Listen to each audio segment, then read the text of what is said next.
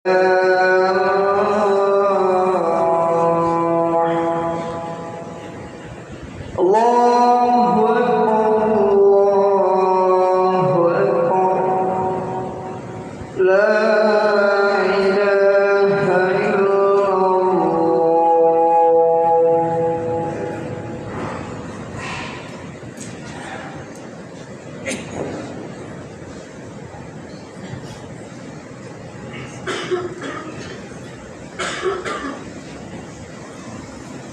الله الرحمن الرحيم الحمد لله رب العالمين والصلاة والسلام على أشرف الأنبياء والمرسلين وعلى آله وصحبه أجمعين وبعد فقد قال الله تبارك وتعالى في كلامه العزيز أعوذ بالله من الشيطان الرجيم بسم الله الرحمن الرحيم وإذا سألك عبادي عني فإني قريب أجيب دعوة الداعي إذا دعان فليستجيبوا لي وليؤمنوا بي لعلهم يرشدون صدق الله العلي العظيم. روى الترمذي عن ابن عباس رضي الله تعالى عنهما أنه قال قال له رسول الله صلى الله عليه وسلم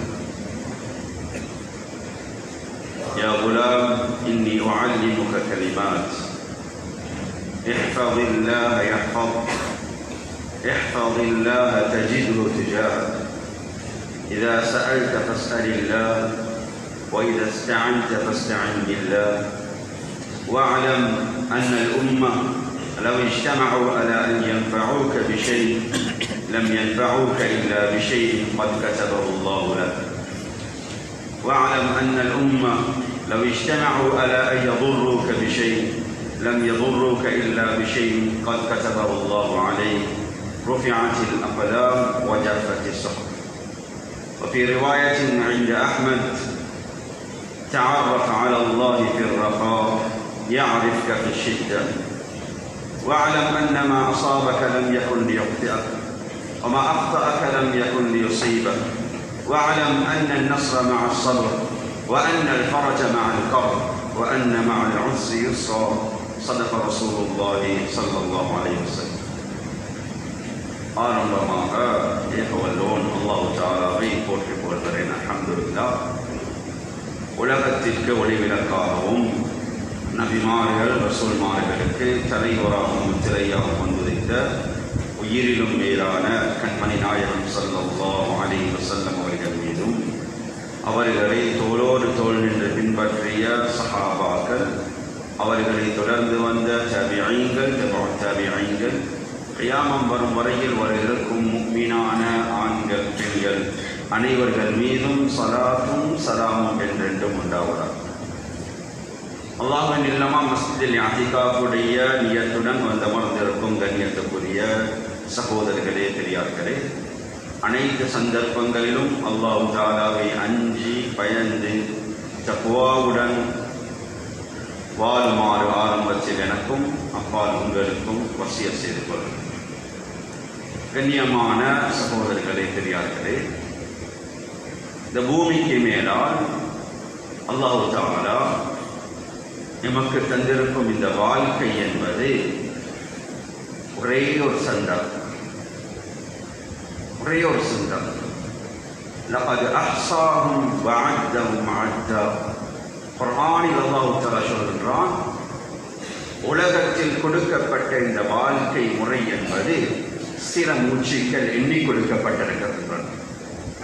ஒரே ஒரு சந்தர்ப்பம். உலகத்துடைய வரலாறை புரட்டி படிக்கும் பொழுது உலகத்தில் அல்லாஹ் தஆலாவுக்கு மிக நெருக்கமாக வாழ்ந்த ரசூல்மார்களோ நபிமார்களோ நாதாக்களோ இரண்டாவது தடவை உலகத்தில் வாழ்ந்ததாகவும் சரித்திரம் எங்கேயும் பார்க்க முடியாது. ஒரே ஒரு சந்தர்ப்பம். இந்த சந்தர்ப்பத்தை தாம் சகோதரிகளே இந்த சந்தர்ப்பமாக நினைத்து உணர்ந்து அல்லாஹ் தஆலாவின் பக்கம் நெருங்கிக் கொள்வோம் என்றால் உண்மையிலே வாழ்க்கையில் நாம் அனைவர்களும் வெற்றியாளர்கள். அப்படிப்பட்ட கூட்டத்தில் அல்லாஹ் நம் அனைவர்களையும் சேர்த்து அருள்வானார். ஏனென்றால் சகோதரர்களே, உலகத்தில் வாழக்கூடிய நம் அனைவரும் ஏதோ ஒரு சுமையை தலைக்கு மேலால் சுமந்து கொண்டு பெரும் ஒரு ஓட்ட போட்டியில் இருப்பதை போன்று இருக்கிறார். காலையில் இருந்து மாலை வரும் வரையில் இரவு நேரங்களில் எல்லா சந்தர்ப்பங்களிலும் நம்முடைய வாழ்க்கை நோக்கங்களை விட்டும் நோக்கத்தை அடைவதை விட்டும் திசை திருப்பப்பட்டு ஏதோ ஒரு வேறு அடைவுக்காக வேண்டி நாம் அனைவர்களும் வேகமாக பயணித்துக் கொண்டிருக்கிறோம். யாரை கேட்டாலும் ஏதோ ஒரு சுமை தனக்குள் சுமந்து கொண்டிருக்கிறார்கள். சாதாரண ஒரு மனிதர் வாழ்க்கையில் அன்றாடம் சம்பாதித்து ஊழியம் பெறக்கூடியவர் வாழ்க்கையில் இன்னும் ஒரு வருமானத்திற்குரிய வழியை எப்படி அமைத்துக் கொள்வது என்பதை சதா காலமும் யோசித்துக் கொண்டிருக்கிறார். காலையில் ஒரு தொழில், மாலையில் ஒரு தொழில் செய்வோமா? எப்படி நாம் வாழ்க்கையில் இன்னும்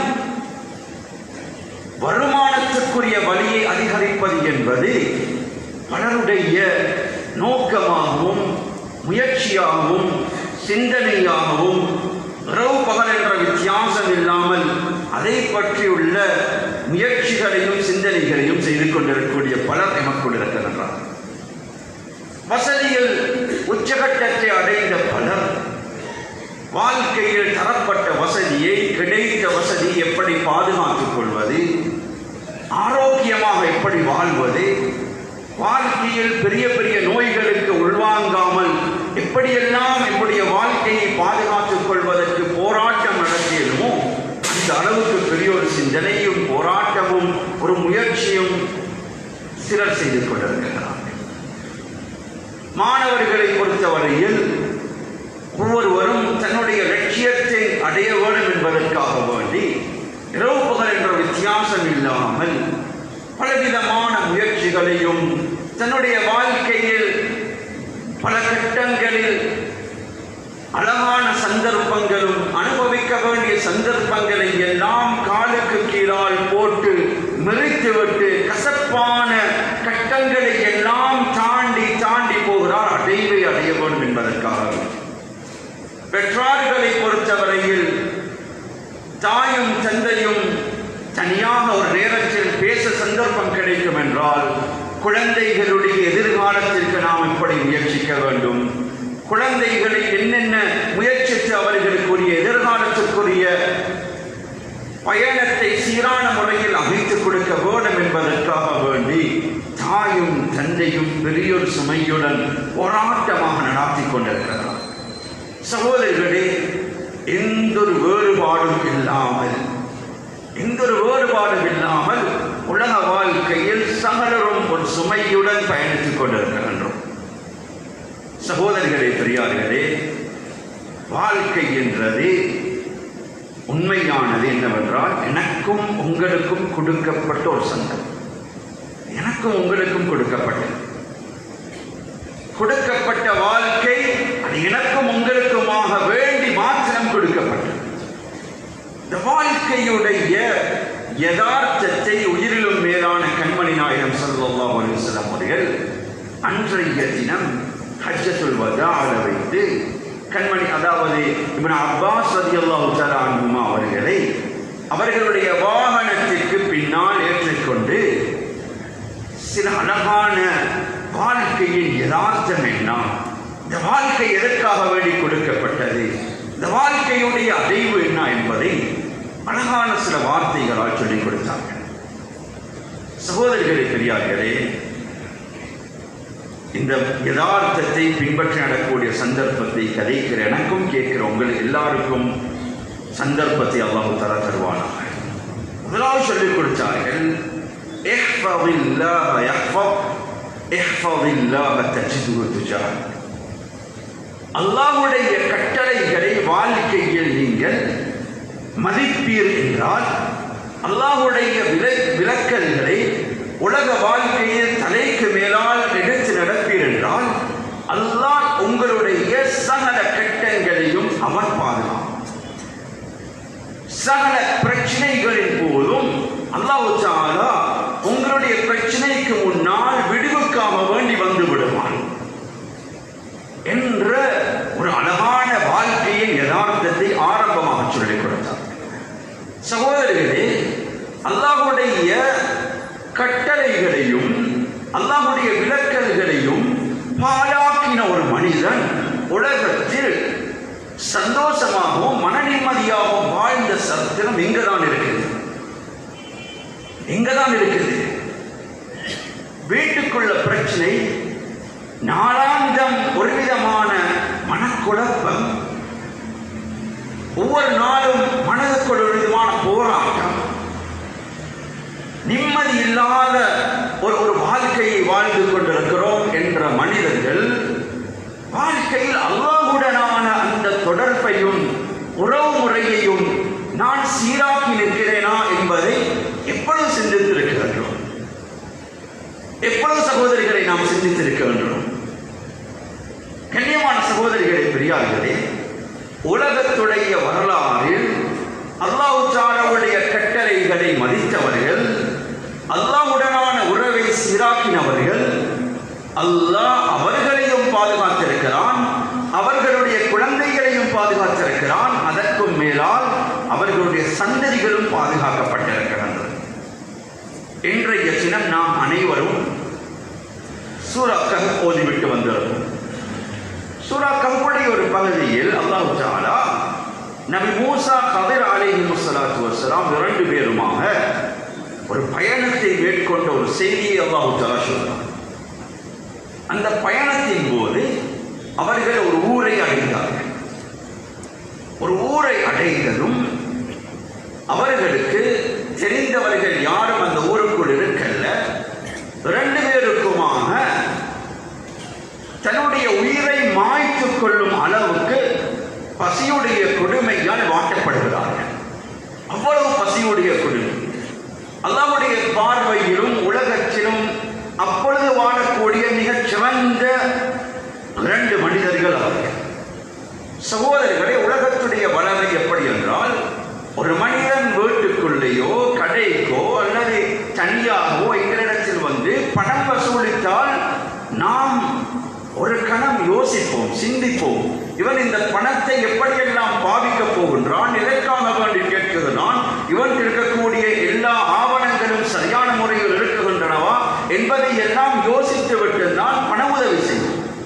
ஆனால் சகோதரிகளே, அதே மனிதர் வயிற்று பசிக்காக வேண்டி ஏதாவது கொடுங்கள், வீட்டில் ஏதாவது சாப்பிட இருந்தால் கொடுங்க என்று சொல்லி கேட்டால் யாரும் பொறுமையாக இருக்க மாட்டாங்க. வீட்டுக்குள் என்ன சாப்பாடு இருந்தாலும், அது குழந்தைகளுக்காக வேண்டி செய்யப்பட்டிருந்தாலும், அது எப்படிப்பட்ட தரமுடையவராக இருந்தாலும் அவரை உபசரிக்கும் வறுமை, அதுதான் மனிதநேயம், அதுதான் மனித நாகரிகம். அது அனைவர்களும் செய்யும். ஆனால் சகோதரிகளே, பெரியார்களே, நபி மூசா கதிர் அலைஹிஸ்ஸலாத்து வஸ்ஸலாம் அவர்கள் இருவருமாக அந்த ஊர்வாசிகளிடத்திலே வயிற்று பசிக்காக வேண்டி சாப்பாடு கேட்டார்கள். ஆனால் அந்த மக்கள் எவ்வளவு மோசமானவர்கள், அநாகரிகமான மக்கள் என்றால், சாப்பாடு கொடுக்க மறுத்தார்கள். அவர்களுக்கு சாப்பாடு கொடுக்கல, விருந்தோம்பல் செய்ய புறக்கணித்தார்கள் என்றால் சகோதரிகளே, அப்படிப்பட்ட ஊர் மக்கள் படு மோசமானவர்கள். அந்த ஊருக்குள் வாழக்கூடியவர்கள் மனிதர்களை அரவணைக்க தெரியாதவர்கள் என்பது எங்களுடைய கண்ணோட்டம். ஆனாலும் சகோதரிகளே, குர்ஆன் தொடர்ச்சியாக சொல்கின்றது என்னவென்றால், அந்த ஊரு மக்களால் அது ஒதுக்கப்பட இயலும், மக்கள் அந்த ஊரை சாதாரணமாக பார்க்க இயலும். ஆனாலும் அல்லாஹ் தஆலா அந்த ஊருக்குள் வாழ்ந்து மரணித்த 7 பரம்பரைகளுக்கு முன்னால் வாழ்ந்த 2 பெற்றார்களுடைய ஒரு பொக்கிஷத்தை அந்த ஊருக்குள் வைத்து அல்லாஹ் தஆலா காத்து கொண்டிருந்தார், பாதுகாத்தார். மாமூனா குர்துபி ரஹ்மத்துல்லாஹி அவர்களுடைய ஜாமியாவில் சொல்றாங்க, அந்த 2 பெற்றார்களும் அல்லாஹ்வுடைய கட்டளைகளை தலைக்கு மேலால் வைத்து மதித்தார்கள்.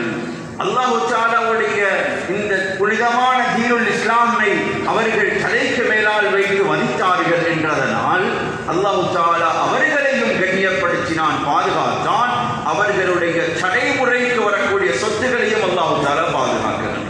இதுதான் அல்லாஹ் தஆலாவுடைய நியதி, இதுதான் அல்லாஹ்வுடைய நியதி. வீட்டுக்குள் குழந்தைகளுடைய சீரின்மையும் பெற்றார்களுக்கு வழிபடாமலும் இருக்கிறார்கள் என்றால் ஒரு கணம் எனக்கும் என்னுடைய ரப்புக்குமான தொடர்பு என்ன என்பதை எங்களுக்கு யோசிக்க நாம் கடமைப்பட்டிருக்கின்றோம் சகோதரர்களே, கடமைப்பட்டிருக்கிறோம்.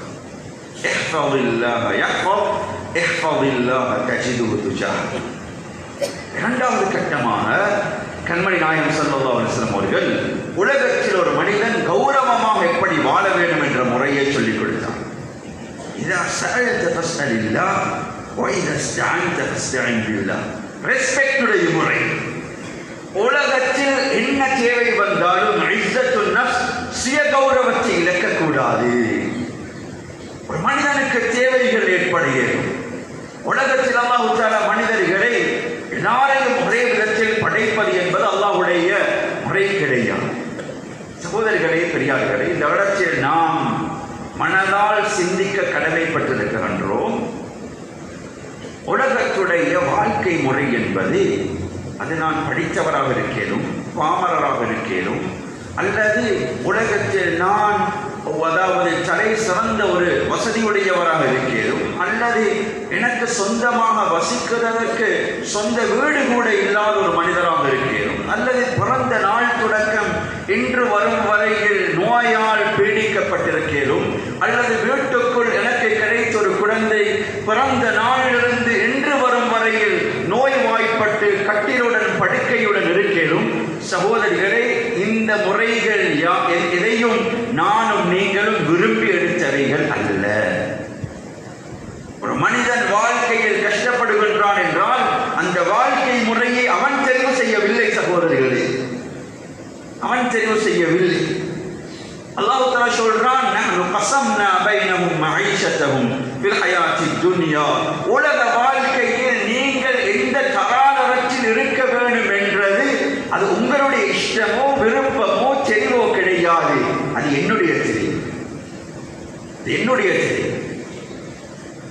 அல்லாஹ் தஆலா ஒரு அடியானிடத்திலிருந்து அளவு கடந்து நேசிப்பது அவனுடைய தொழுகையையும் தான தர்மத்தை விடவும் அவனுக்கு கொடுக்கப்பட்ட வாழ்க்கை முறையை அவன் கண் குளிர்ச்சியாக பொருந்திக் கொள்வதும் ஏற்றுக்கொள்வதும் இதனால் அல்லாஹ் தஆலா சந்தோஷப்படுவதை விடவும் அல்லாஹ் தஆலா வேறு எந்த ஒன்றாலையும் சந்தோஷப்பட மாட்டான் என்பதாக கண்மணி நாயகம் ஸல்லல்லாஹு அலைஹி வஸல்லம் அவர்கள் சொன்னார். அஸ்ஹாபுல் பலாயா, திருமிதியுடைய ரிவாயத்.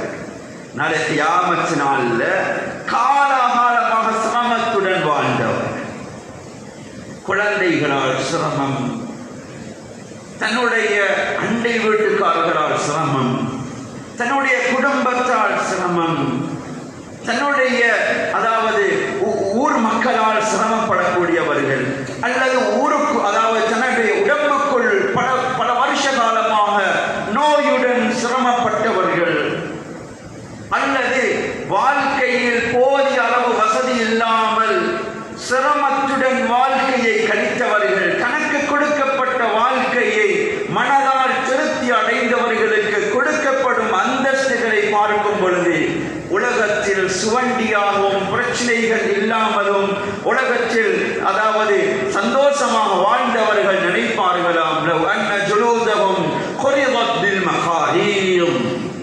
எங்களோட உடம்பு கத்திரிக்கோள்களால் சின்னாபின்னமாக உலகத்தில் வெட்டப்பட்டு சிரமப்பட்டிருந்தால் இன்று எமக்கு எவ்வளவு பெரிய அந்தஸ்து கிடைக்கும் என்பதாக சிந்திக்கும் அளவுக்கு அல்லாஹ் தஆலா உலகத்தில் சிரமத்துடன் வாழ்க்கை முறை கொடுக்கப்பட்டு அந்த வாழ்க்கையினால் திருப்தி அடையக்கூடியவர்களுக்கு அல்லாஹ் தஆலா பெரிய அந்தஸ்துகளை வைத்திருக்கின்றான். சகோதரிகளே, பெரிய அந்தஸ்து வைத்திருக்கிறார்.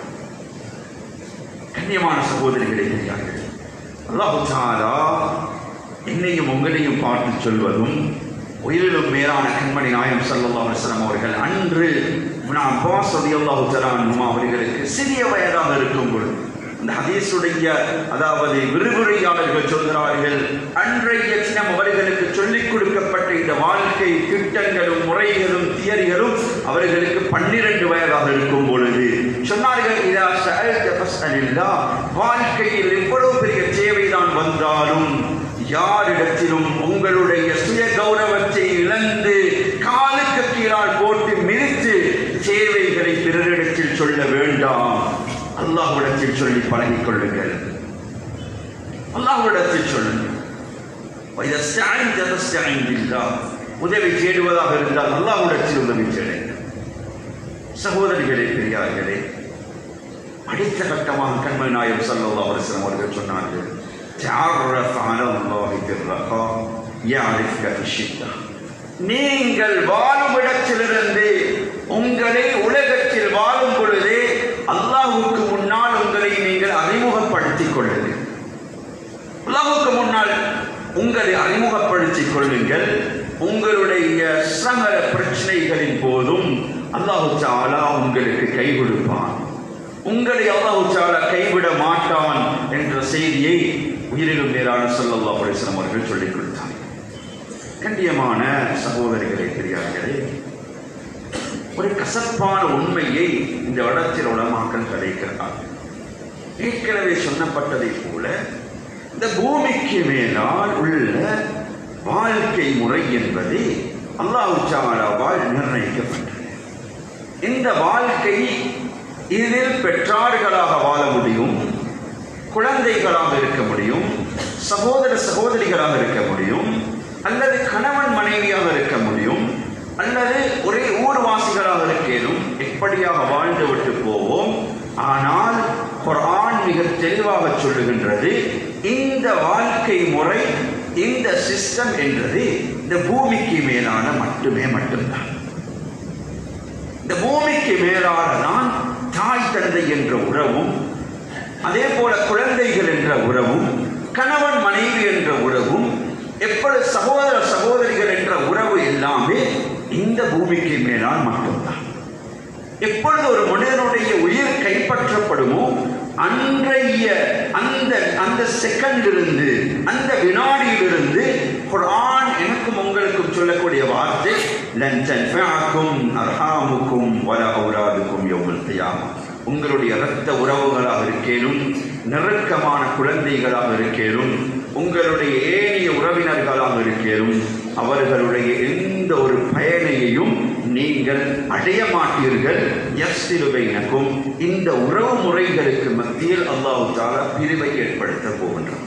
ஃபைதா நுஃபிக ஃபிஸ்ஸூர் ஃபலா அன்ஸாப பைனஹும், நஸப் என்ற உறவு முறை கிடையாது.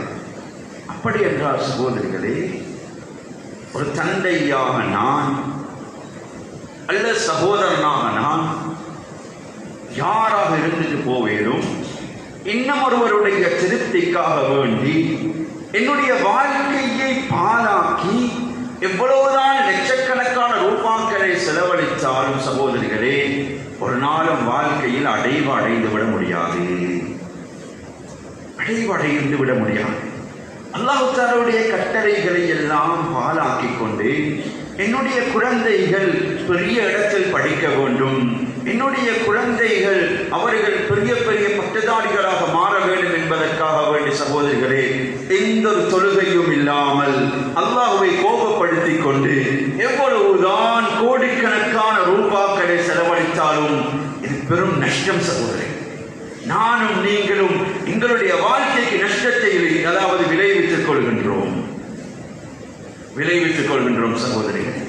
என்னுடைய மனைவி எனக்கு இரக்கமானவள், அவள் கண்ணியமான முறையில் வாழ வேண்டும், யாரும் அவரை குறை சொல்லக்கூடாது என்பதற்காக வேண்டி இரவு பகல் என்ற வித்தியாசம் இல்லாமல் தன்னுடைய சந்தோஷங்களை எல்லாம் குழி தோண்டி புதைத்து கசப்பை எல்லாம் சுமந்து கொண்டு சகோதரிகளை பல ஆண்டு காலமாக ஜும்மாவுடைய தொழுகையும் இல்லாமல், பரவான தொழுகைகளும் இல்லாமல் அல்லாஹ் இந்த வாழ்க்கையை எவ்வளவு பெருமதியாக தந்திருக்கிறார் என்பதை எல்லாம் மறந்துவிட்டு லட்சக்கணக்கான ரூபாக்களை சம்பாதித்து வீட்டுக்கு அனுப்பி மாடா வீடு கட்டி திரும்ப நாட்டுக்கு திரும்பினால் ஒரு நோயுடன் திரும்புகிறார், வாழ்க்கையை முடித்துக் கொள்கிறார் என்றால் சகோதரிகளே, வாழ்க்கையை அடைந்து விட்டாரா?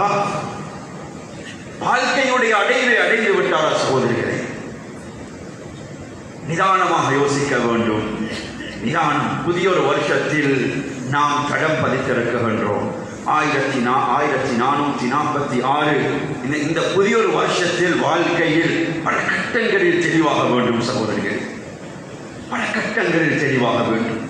தந்தை என்ற முறையால் ஒரு நாளும் என்னுடைய குழந்தையை அல்லது என்னுடைய குழந்தைகளை என்னுடைய இடத்திற்கு கொண்டு வந்து சேர்க்க வேண்டும் என்று விடாபிடியாக பெற்றார்கள் முயற்சிக்க வேண்டும். ஆனால் என்னால் கொண்டு வந்து சேர்க்க முடியாது. அது எனக்கு கொடுக்கப்பட்ட முறை அல்ல. எனக்கு கொடுக்கப்பட்டது பொறுப்பு, எனக்கு கொடுக்கப்பட்டது மஸ்ஊலியத். அந்த பொறுப்பை சரிவர நிறைவேற்றினால் என்னுடைய குழந்தைகளை சீரான முறையில், அழகான முறையில் மறுமையுடைய வாழ்க்கை சீராக வேண்டும் என்பதற்குரிய பெற்றார்களால் முயற்சி செய்ய முடியுமே ஒழிய கொண்டு வந்து சேர்க்க வேண்டும் என்றது அது அல்லாஹ் தஆலா என்னுடைய பொறுப்பில் தரவும் இல்லை, உங்கள் யாருடைய கையில் தரவும் இல்லை. அல்லாஹ் ஏன் நபிமார்களுடைய கரத்தில் கூட கொடுக்கல சகோதரிகள். இது அல்லாஹ்வுடைய பொறுப்பில் உள்ளது. சிறபோது பெண் குழந்தைகள் எங்களை விடவும் தலை சிறந்த நல்ல உலகத்துடைய அதாவது நல்ல பிரஜைகளாக வாழவும் முடியும், அல்லது என்னை போன்றிருக்கவும் முடியும், அல்லது என்னுடைய தூசியை கூட அடையாத என்னுடைய பேர்களை குழி தோண்டி பதைக்க முடியுமான குழந்தைகளாக மாற முடியும். சகோதரிகளே, இது ஊருலகத்திற்காக வேண்டி அல்ல, இது படைச்ச ரப்புக்காக வேண்டி. என்னுடைய சகல முயற்சிகளும் படைச்ச ரப்புக்காக வேண்டி. கொடுக்க வேண்டியது அல்லாஹ்வுடைய கையில் இருக்குது. சில போது அல்லாஹ் தஆலா குழந்தைகளை வைத்து என்னை சோதிக்கலாம், குழந்தைகளை வைத்து சோதிக்கலாம். ஆனால் அந்த இடத்தில் நானும் நீங்களும் தோத்து விடக்கூடாது. தோத்து விட்டோம் என்றால் சகோதரிகளே, அல்லாஹ் தஆலாவுடைய முடிவை ஏற்றுக்கொள்ளாத மனிதர்களாக மாறிவிடுவோம். அல்லாஹ்வுடைய முடிவை ஏற்றுக்கொள்ளாத மனிதர்களாக மாறிவிடுவோம். அப்படி என்றால் 900 வருஷம் தாவத் செய்த அந்த நபி நூஹ் அலைஹிஸ்ஸலாத்து வஸ்ஸலாம் அவர்கள் தன்னுடைய மகன் கனானை நினைத்து, என்னுடைய வீட்டுக்குள்ளே இஸ்லாம் வரவில்லை, என்னுடைய வீட்டுக்குள்ளே அல்லாஹ் தஆலாவை மறுப்பவர்கள் உருவாக்குகிறார்கள் என்பதாக நினைத்து அவர்கள் தற்கொலை செய்து கொண்டிருக்க வேண்டும். அவர்களுக்கு நோய்க்கு மேலால் நோய் வந்திருக்க வேண்டும். சகோதரிகளே, அப்படி அல்லாஹ்வுடைய நியதி கிடையாது. ஒரே படுக்கையில் இருந்த மனைவி கூட அல்லாஹ்வை மறுத்தவளாக இருந்தால் என்றால், அல்லாஹ் தஆலா எனக்கும் உங்களுக்கும் தந்திருக்கக்கூடிய வாழ்க்கையில் சில பொறுப்புகளையும் இணைத்து தந்திருக்கிறான். அந்த பொறுப்புகளை நாம் அல்லாஹ்வுக்கு திருப்தியாக செய்து விட்டோம் என்றால் அதில் நாம் கட்டத்தை தாண்டி விடுவோம், நாம் சித்தியடைந்து விடுவோம். பொறுப்பு கொடுக்கப்பட்டதை என்னால் ஒரு நாளும் அந்த குழந்தைகளுடையவோ மனைவியுடையவோ கல்புகளை பிளந்து எனக்கு நேர்வழியை காட்ட முடியும் என்ற நியதியையும் அந்த பக்குவத்தையும் அல்லாஹ் தஆலா உலகத்தில் வாழ்ந்த யாருக்கும் கொடுக்கவில்லை. அதனால் நாம் ஸ்ட்ரெஸ் ஆக வேண்டிய தேவையில்லை. குழந்தைகளால் மனைவியால் நாங்கள் பிரஷராக வேண்டிய தேவையில்லை. நாம் நம்முடைய வாழ்க்கையை மாய்த்து கொள்ள வேண்டிய தேவையில்லை. நம்முடைய பொறுப்பை சரியான முறையில் செய்தால். கண்ணியமான சகோதரிகளே, தெரியாதது, இந்த வாழ்க்கை என்பது திரும்பவும் ஒரு முறை எனக்காக வேண்டி கொடுக்கப்பட்டது. நான் அல்லாஹ் தஆலாவுக்கு முன்னால் எந்த அளவுக்கு என்னுடைய உறவை சீராக்குகின்றேனோ, உலக மக்கள் எதையும் சொல்லலாம், அதுதான் வாழ்க்கையில் சக்சஸான வெற்றிகரமான ஒரு வாழ்க்கை. உலகத்தில் ஒரு மனிதர் மாடாமாடி வீடு கட்டிருக்கிறார், கை நிறைய சம்பாதித்திருக்கிறார் என்பதனால அவர் வாழ்க்கையில் அடைவை அடைந்து விட்டார் என்பதும் அல்ல. உலகத்தில் ஒரு மனிதர் அன்றாடம் அவருடைய தேவைக்கு மாத்திரம்தான் சம்பாதிக்கிறார் என்றதனால் வாழ்க்கையில் அவர் தோற்றுவிட்டார், அவர் வாழ்க்கையில் ஃபெயிலான ஒரு மனிதர் என்பதாகவும் கருதப்படுறதில்லை. உலகத்தில் அல்லாஹ் தஆலாவுடைய மியார் அளவுகோல் அல்லாஹ் தஆலாவின் பக்கம் நெருங்குவதில் இருக்குகின்றது என்ற நிலைப்பாட்டை வருவோம். கடைசியாக ஹதீஸை முடித்தார்கள் உயிரிலும் மேலான கண்மணி நாயகம் ஸல்லல்லாஹு அலைஹி வஸல்லம் அவர்கள், வஅலம் அன்ன நஸ்ர மஅ ஸப்ர் வ அன்ன அல்-ஃபர்ஜ மஅ அல்-கர்ப் வ அன்ன மஅ அல்-உஸ்ரி யுஸ்ரா. மகனே, உலகத்தில் பொறுமைக்கு பின்னால் வெற்றி இருக்குகின்றது, சிரமங்களுக்கு பின்னால் விடுவு காலம் இருக்குகின்றது. ஓ ஒரு சிரமத்திற்கு பின்னால் 2 விடுவு காலம் இறங்குகின்றது என்பதாக உயிரிலும் மேலான கண்மணி நாயகம் ஸல்லல்லாஹு அலைஹி வஸல்லம் அவர்கள் சொன்னார்கள்.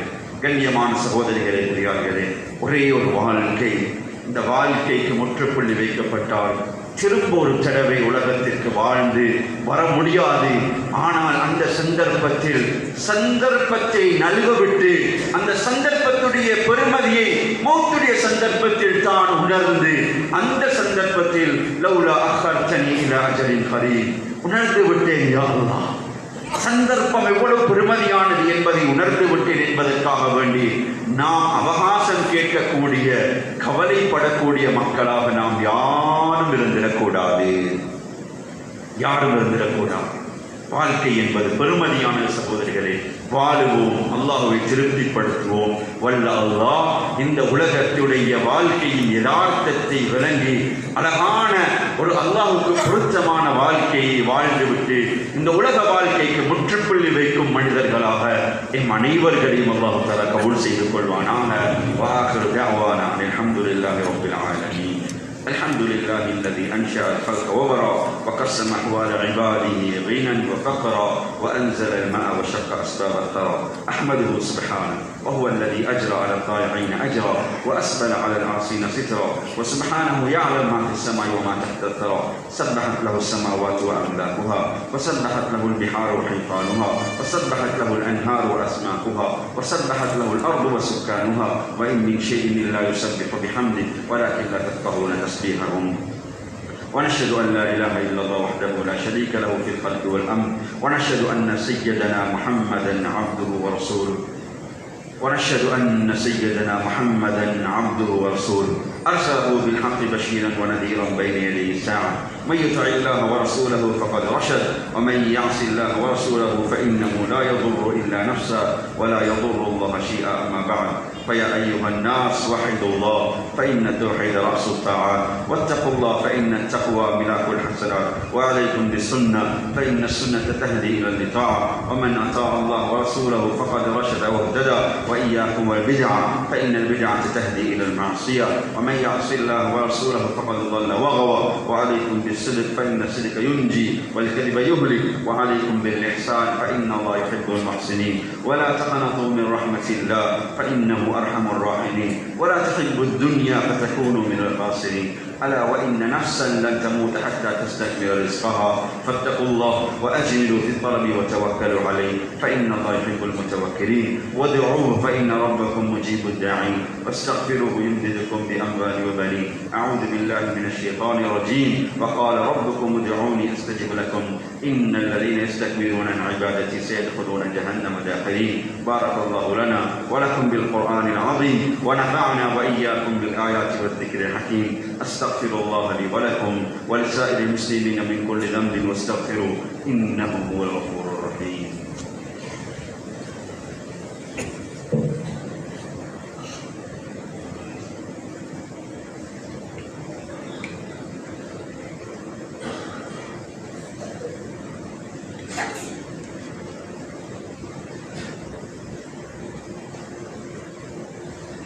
الحمد لله نحمده ونستعينه ونستغفره ونعوذ بالله من شرور أنفسنا ومن سيئات أعمالنا. من يهده الله فلا مضل له ومن يضلل فلا هادي له. وأشهد أن لا إله إلا الله وحده لا شريك له. وأشهد أن سيدنا محمدا عبده ورسوله صلى الله على سيدنا محمد وعلى آله وصحبه وسلم تسليما كثيرا كثيرا. أما بعد، فإني أوصيكم ونفسي أولا بتقوى الله أو أحذركم يوما عبوسا قمطريرا. أعوذ بالله من الشيطان الرجيم. إن الله وملائكته يصلون على النبي يا أيها الذين آمنوا صلوا عليه وسلموا تسليما. اللهم صل على سيدنا محمد وعلى آل سيدنا محمد صلاة دائمة مقبولة تؤدي بها عنا حقه العظيم. قال النبي صلى الله عليه وسلم: أرحم أمتي بأمتي أبو بكر وأشده في أمر الله عمر وأصدقهم حياء عثمان وأقضاهم علي رضي الله تعالى عنهم أجمعين. وفاطمة سيدة نساء أهل الجنة، الحسن والحسين سيدا شباب أهل الجنة، وحمزة أسد الله وأسد رسوله رضوان الله تعالى عليهم أجمعين.